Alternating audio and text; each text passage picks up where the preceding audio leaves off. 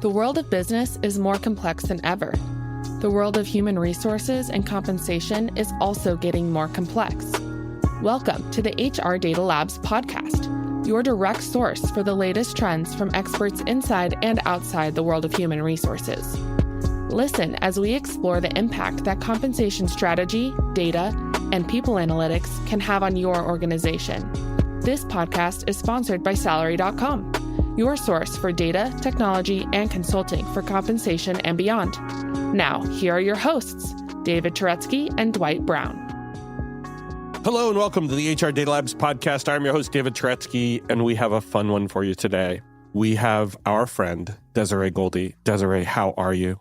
I am doing so good, David. It's lovely, lovely Thursday here today in Austin, so I'm doing great. And I'm in Boston, relative to Austin, and it's cold. We have not shaken winter yet, and we're not going to for at least another, I don't know, probably a month. Yeah. And it is cold. Yeah, we are in this snap freeze that we always have in February for a week. So it's cold here too to us. It was 19 last night. So in Austin, that's like the end of the world. Yes, well, it's 19 here now. And it's not the end of the world, but it's really cold outside. Yeah, not good. Yeah. So Desiree, why don't you tell us a little bit about yourself? Yeah. So currently I'm the Director of Marketing and Culture at ZRG Partners. We're a global talent advisory firm. I also own my own consulting company called Do Better Consulting. I've been in the talent HR space for a little bit, but my background really started in sales and marketing, consumer foods, and hospitality. And if you'd see the jacket she's wearing now, it screams marketing because it is literally her brand. It is an amazing blazer that basically has like tons of articles. It's a black and white blazer. It's just cool. I wish you could see it. It says cool things too. Like it does? And be social and be kind and take solace, I see. Yeah, take solace. Yes. And, it says some really cool things from actual newsprint. So it's actually a really cool jacket. And that is how I will describe Desiree. She is just cool. But before we get into our podcast today, what's one fun thing that no one knows about Desiree? Yeah, I don't know that no one knows it, but most people are going to be a little shocked. I hate chocolate. So that was the HR Data Labs podcast. Thank you for joining. No, I'm kidding. So just so you know, I love chocolate. In fact, I have to have chocolate in my stomach at least once a day or I get depressed. Oh my gosh, you're like my partner. So annoying. So annoying. So it's okay to have it around the house, though? It is because I won't eat it. No, okay. So never a Reese's peanut butter cup I mean, every once in a while, but it doesn't thrill me like it thrills other people, and I get... chocolate ice cream. No, I actually don't even like ice cream. Oh my God. What are you? I don't know, but you would wonder why I'm not super skinny. Okay, for the record, I don't, and I'm just saying this. I don't see anything wrong with you. Okay. But that being said, death by chocolate ice cream with a chocolate shell on top, to me, is close to heaven as you can get. And by the way, if you're eating death by chocolate, you're probably gonna die from it. I'm a chips girl. I'm a chips girl. Oh, really? Give me a big bag of Doritos or Lay's, and I could sit there all day. It's a problem. Well, next time I meet you, I'll send some Doritos your way. You. How about that? Thank you. So our topic for today is going to be really cool. It's going to be talking about something that is near and dear to a lot of the people who listen to our podcast heart, which is the disconnect between talent and HR and how that impacts recruiting and employee engagement and culture.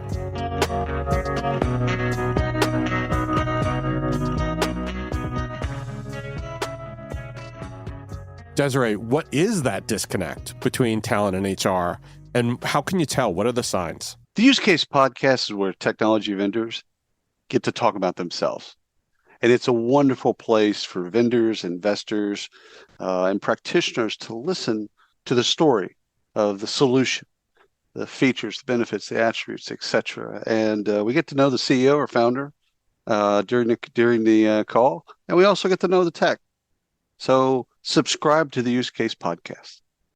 Yeah, I think this is it's an interesting fact that I've been milling around for years about why I feel always when I work in organizations that have a HR function and a talent function, why there's so much miscommunication. I feel like the goals and objectives of HR should align with what the goals and objectives of talent are, but it doesn't seem to ever really meet. And it causes, things like high turnover rates, employee disengagement, misalignments in expectations and comp and all these crazy things that start to happen, but we continually do the same thing, right? We're not fixing that. But can you just do me a favor? Step back a second for 1 second. What do you mean by talent? Because I've been in some organizations where talent is recruiting. Are you talking about talent that includes performance management, succession, comp? Yeah, I'm talking about the full talent scope, so talent management, talent development, right? I'm talking about the whole thing. I'm not just talking about finding a job. Okay. Right. All right. Right. So, and again, if you are talking about talent as a whole, that disconnect almost becomes even wider between HR and talent. Right? So is talent in this world, underneath the CHRO though? Yes. Well, yes, if you have one. Yeah, right. But then don't you think the alignment, and I'm not picking on CHROs, I used to be one, but don't you think that alignment needs to come from the CHRO, if not from the CEO? Yeah, I totally agree with it, right? We always talk about everything needs to come from the top. But I do think that HR leaders and who sit underneath the CHRO and talent leaders that sit underneath the CHRO tend to struggle and conflict against each other for some reason, right? They get in meetings and they just can't seem to agree what the end goal is. Yes, I agree the CHRO should be the ultimate decision maker, but I don't know why we can't even have those conversations up to the fact when we get to the CHRO. Is it because the alignment on what things, I mean, could it be as basic as being able to understand what the goals of the organization are? Is it understanding the business? What are those symptoms? Where are we going wrong? Yeah, I mean, I think there's a couple of things. I think there's definitely cultural misalignment, right? What is the culture we're trying to build here? What is the objectives and vision of the company, right? We all, you can look at a mission, vision, values statement and read it, but what are the true objectives and expectations under those mission, vision, and values? And I feel so many companies don't do that extra step. And so then you get this constant misalignment and butting of heads between HR and talent as you go down and drill into it.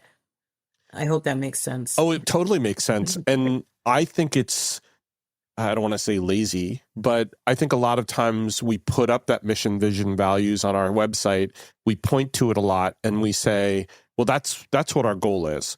But they really don't have any way of being able to translate into operations. Right. And I'm not even going to lay this at the talent leader or the HR leader. It's not really them. And it's not even the CHRO. The ability to create the right culture comes from, as you said, the top, but it also permeates a lot of the decisions that are made throughout the organization. So you can say culture as much as you want when you're in HR, but unless your business leaders and your leaders and your managers and even your employees, unless they align to it, it ain't happening. Oh, I totally agree. I mean, I'm actually sick of the word culture. It's starting to drive me a little nuts. Like chocolate. What is your culture? What's your culture? What's your culture? Culture is the new chocolate is what you're saying. Right? Yes. I wish that more people talked about the actual objectives. Yes. Instead of talking about the culture. Like, and I'm doing air quotes, because I don't know if most people could define the objectives of the culture that they work in. And I think you're right. Operationally, we don't drill down into what that actually means. And then we get misaligned, not just in HR and talent, but we get it everywhere. Right. Well, you would have heard it just recently where whether it's Facebook or Meta whether you're listening to Jamie Dimon for JP Morgan Chase, whether you're talking about, the federal government, there has been so much whiplash that employees have had about what's their culture and how do they act and how do they react and how do they service their clients, that I think a lot of employees struggle to understand not just culture, but operational, you're talking about goals, right? Operational, tactical stuff. How do I get my job done if my leaders are saying one thing, but we've been working so well the other way and I kind of like it. So what am I going to do? Yeah. And then if you're a leader in that organization, right, and you have a leadership style, you've been doing leadership, you're hitting your goals, you're doing all these things, suddenly you have to make this huge switch. All of your people are freaking out. You don't know what to do because you don't even understand. Now we've got huge misalignment. Right. And how do you develop those people in a culture that does that, right? And talent and HR have to worry about that. And so tell me you've solved that and world peace is next, right? I know, right? I mean, this is not a solution. No. We're just highlighting it now. We're just highlighting it now. Yeah. Like what you hear so far? Make sure you never miss a show by clicking subscribe. This podcast is made possible by Salary.com. Now, back to the show. Let's go to question 2, because I think this is actually kind of cool, and it does talk to like a little bit of how you deal with this whiplash, which is how does that disconnect and how does that difference in operations actually impact the recruiting process? Oh my gosh. I mean, we could talk about this all day, but I mean, it takes it longer time. We could, yeah. Yeah, I mean, it really is. It's its own subject, but longer time to fill jobs.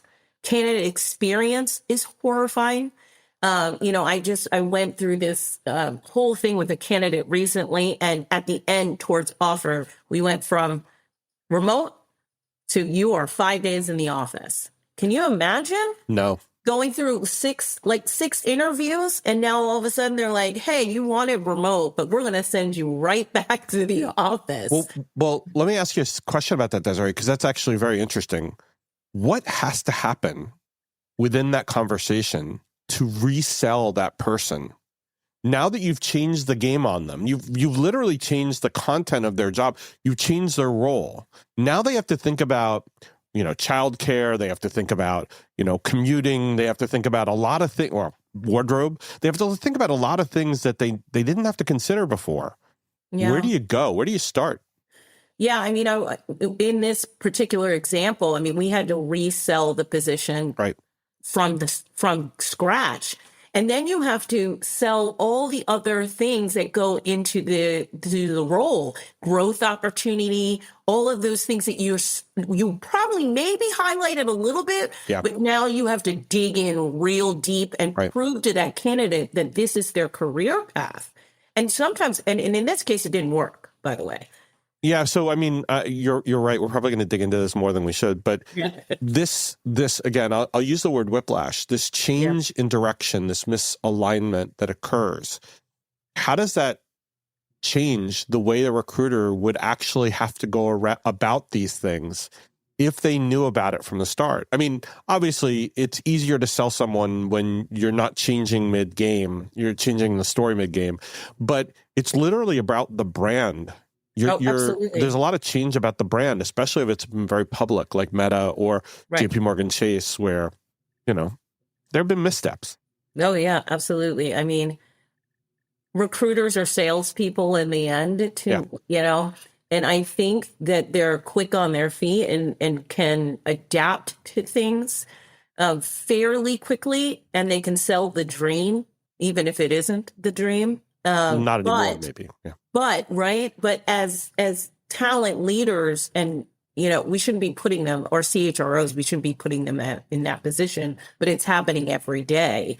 So I think that if you give them the directive, they're really good. Yes, they can switch midstream, but if you give them the directive, and let's say your culture is horrible, I know recruiters that can still sell everything, a dream. So I think you setting those objectives of what that looks like for them, it is key to how they bring in candidates. Now, you can argue with me that, we recruiters, that shouldn't be a recruiter's job, is to figure all of that out. And I do agree with that, though I think recruiters should be business partners. Yep. Right. And so, I think that they have a responsibility to some of this as well. Well, when it changes mid-course, well, that's the worst. That's hard. Yeah. But when it starts out where the requisition already says, in the office 5 days a week, I think it's a little easier, not only for the recruiter, but also for the candidates to budget for those things. And you might actually get a completely different candidate pool.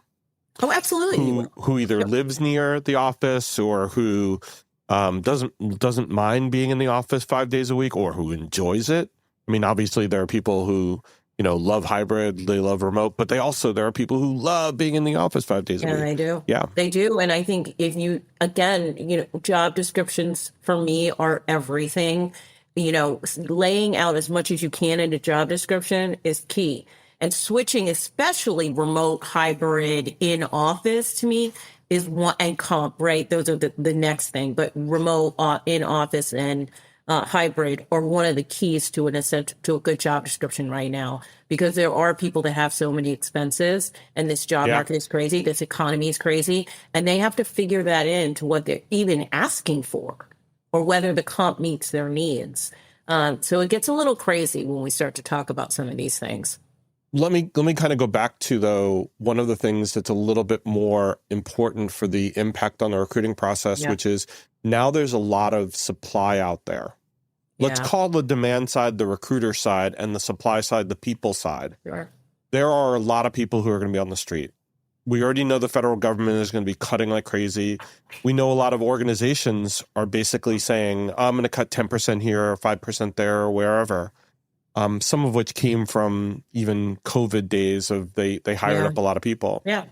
But so the supply side is getting more. The demand side is maybe changing a little bit, maybe not even near that.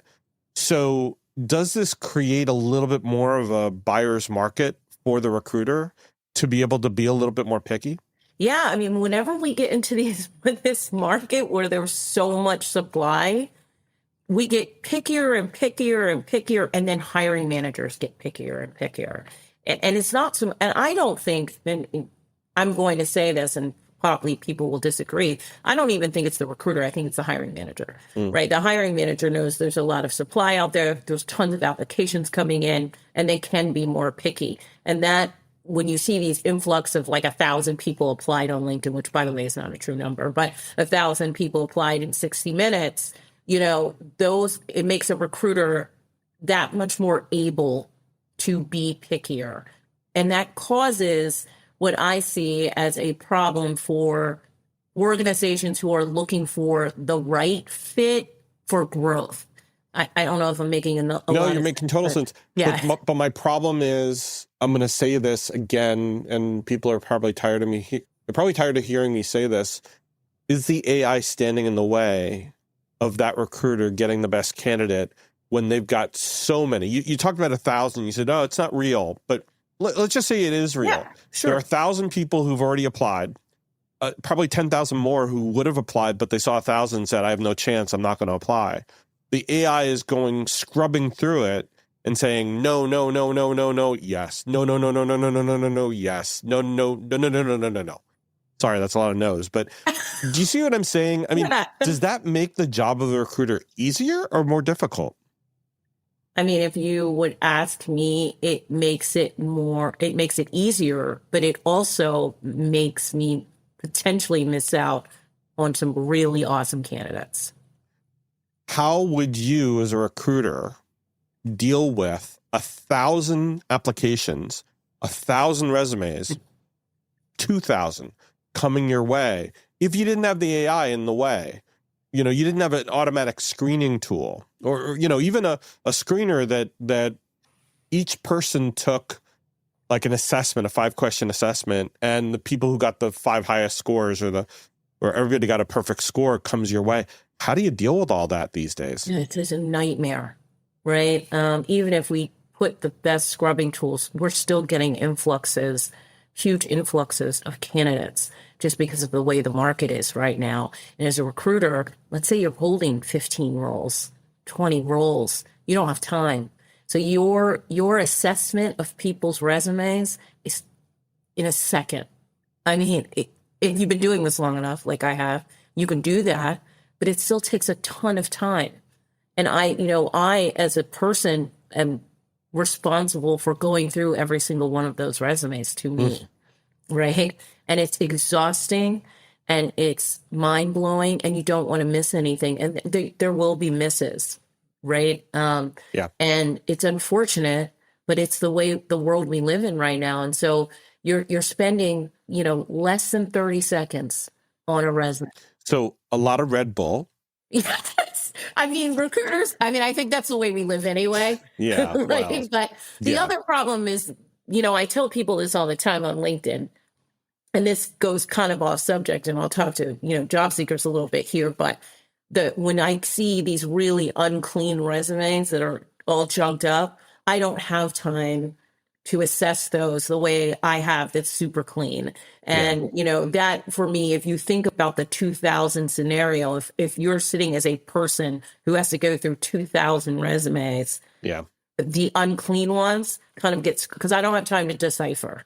You know? Are you talking about the ones that have a lot more formatting? They may have a picture on it, or they may have a beach scene or something like that. Or that's what I'm talking about. Yeah. Okay. Yeah, so your advice to people is cut through the BS and just put on there what you're trying to do to sell them. Right. Just give me what you did and the accomplishments you had. That's what I need. I don't need all the other stuff. If you want to put a pretty color in your on your name or make the lines purple, I don't care. But like when you start putting them side by side, and it drives me insane. But a lot of times, aren't those sanitized anyways when you upload your resume? Not all the time. Oh, really? No.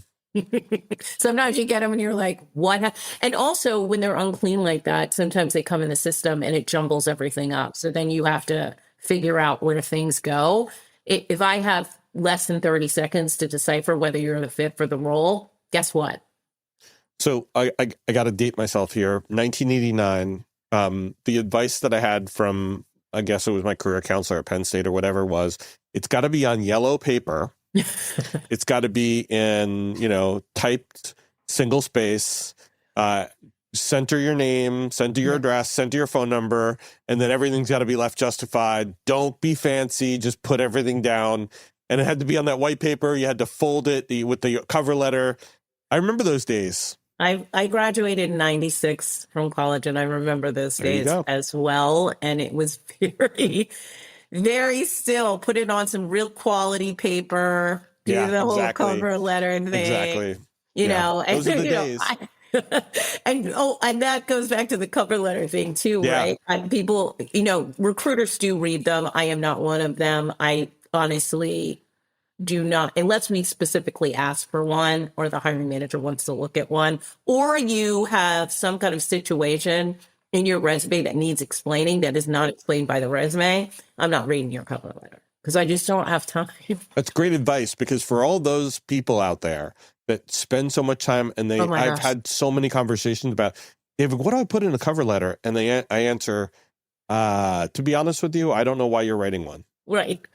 Unless it's required to me, I still don't know why people are requiring them. But that's like old times, that's like ancient stuff. P.O. Box something, New York City 10016. It's like you got to send it with a self-addressed stamped envelope if you're going to get a reply. I mean, who does that stuff these days? I don't know, but the technology these days doesn't even allow for it to me. I think we've moved past those days.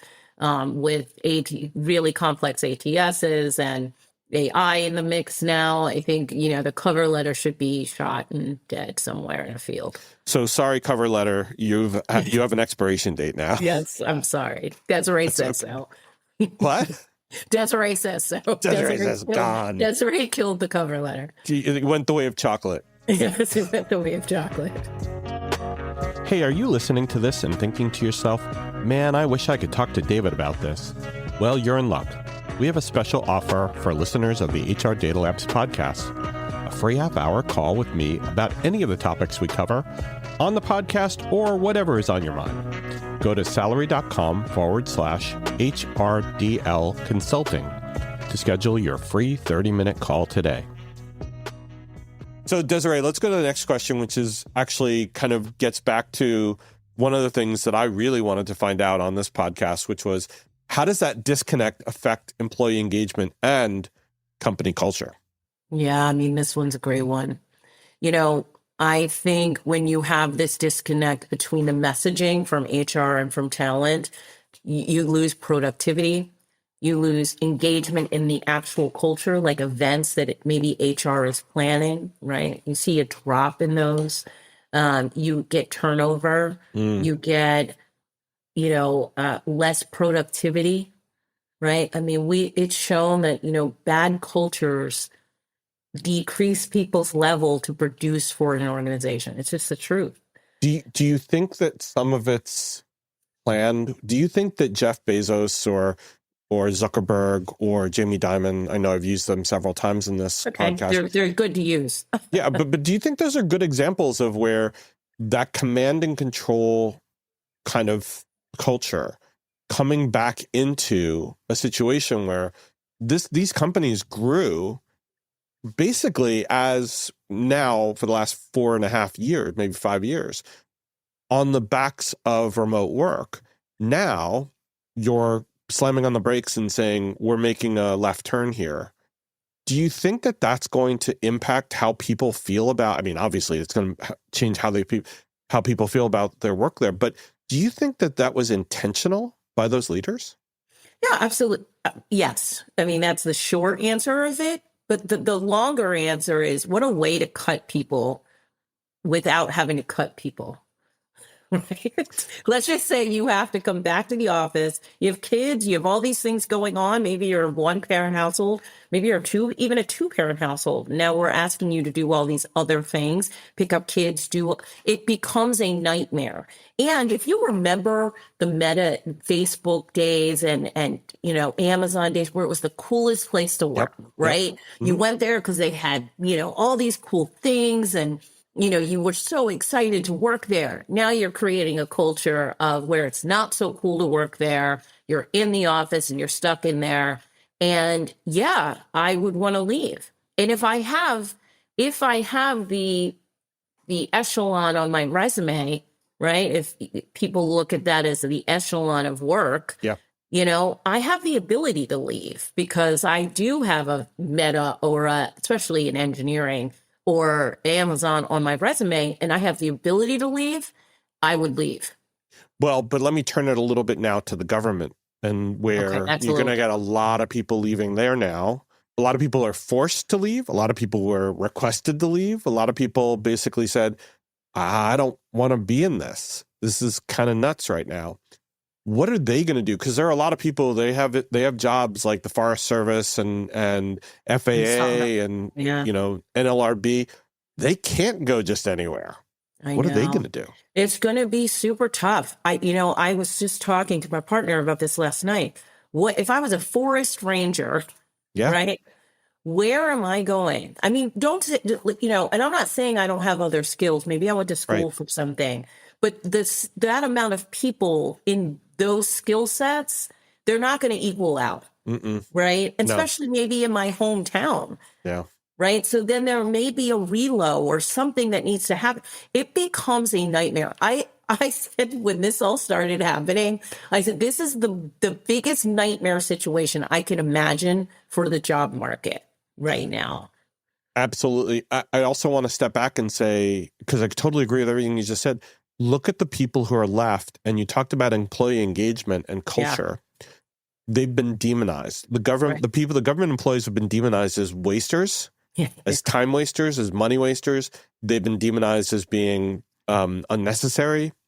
And a lot of the departments that we're talking about getting cut, they're actually getting potentially closed down. Yeah. Like the Department of Education. Yeah. We don't need a Department of Education. Why would we need that? Our reading level is 7th grade in the United States, and we're good. Yeah, we're good. No, we don't need math skills. But I guess my point is, what happens with the people who are left behind? They're going to look around going, I'm sitting in this gigantic building. I'm here by myself. This is the Justice Department. Okay. There's nobody here. what am I going to do? Yeah. How about the workload? Yeah, exactly.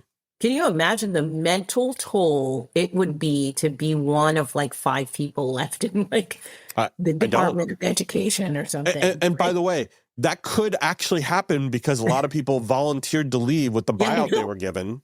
And so there could be that person who went into the office the next day and said, oh, crap. I'm the only one. Yeah, I can make the biggest rubber band ball I ever wanted to make in my life right now. And then there were those who accepted the severance and then told they weren't eligible for it. Right. So again, it's whiplash, right? It's right. Total... But this is the thing I'm talking about when we go back to the original subject. When there's a state of confusion, right? Who suffers is the employee. Yes. Not necessarily the organization at a real level. Who suffers is the employee and the humans who make that company work, right? And confusion and chaos, which is what's happening right now. It's a whole bunch of chaos.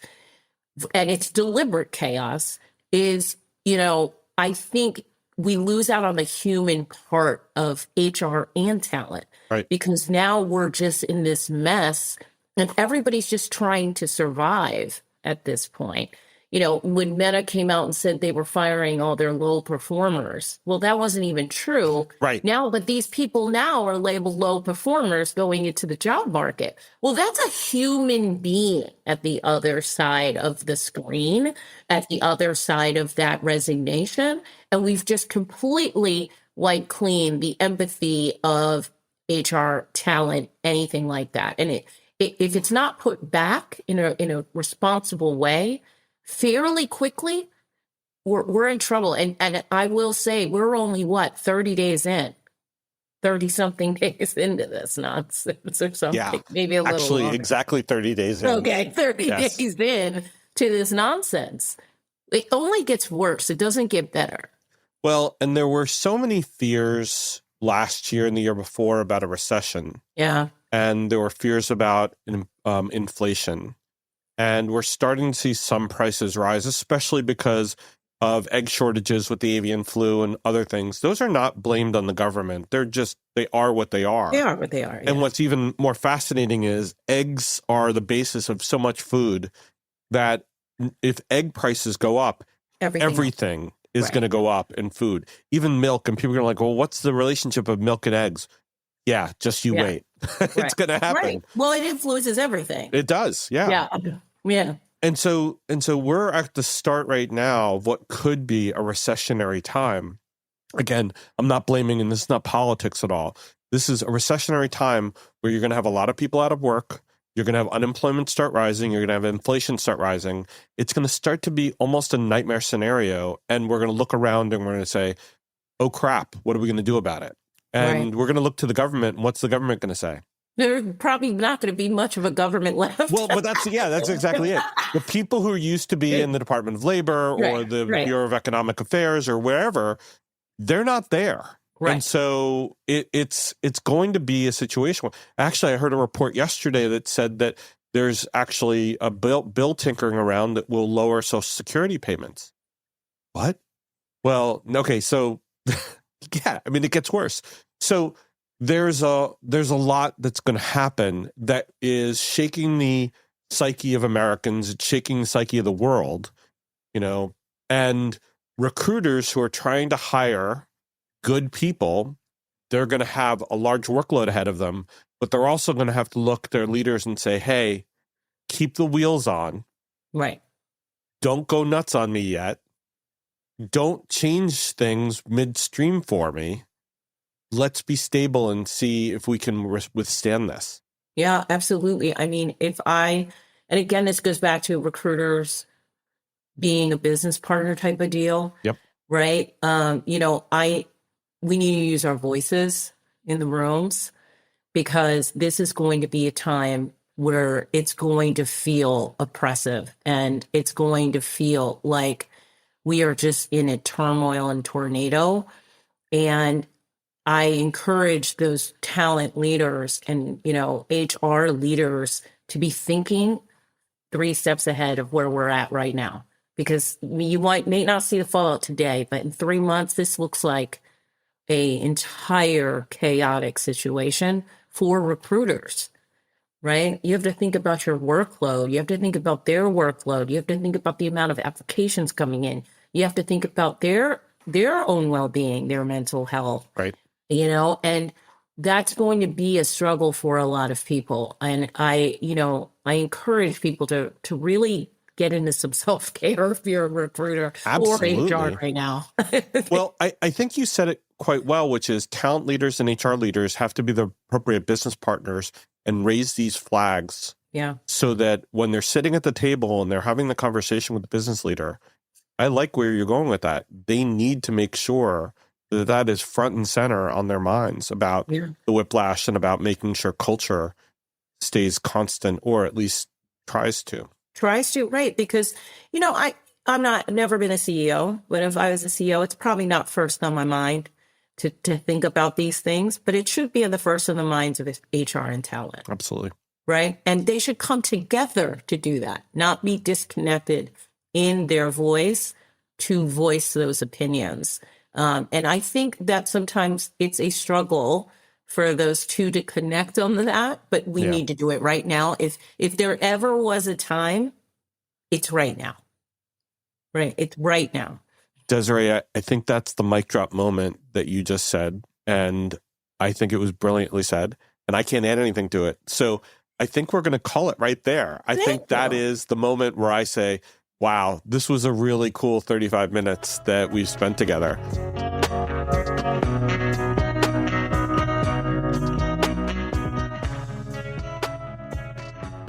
Desiree, thank you so much for being on the podcast. I love it. I loved it. You're the best. No, you are. And we're going to have you back. And one of the things I'd like to talk to you about is looking into talent management processes and how they have to evolve, especially in the new world with AI. Yeah, but we're going to save that as a teaser for the next time. Awesome. Thank you so much, David. Thank you. And thank you all for listening. Take care and stay safe. That was the HR Data Labs podcast. If you liked the episode, please subscribe. And if you know anyone that might like to hear it, please send it their way. Thank you for joining us this week, and stay tuned for our next episode. Stay safe.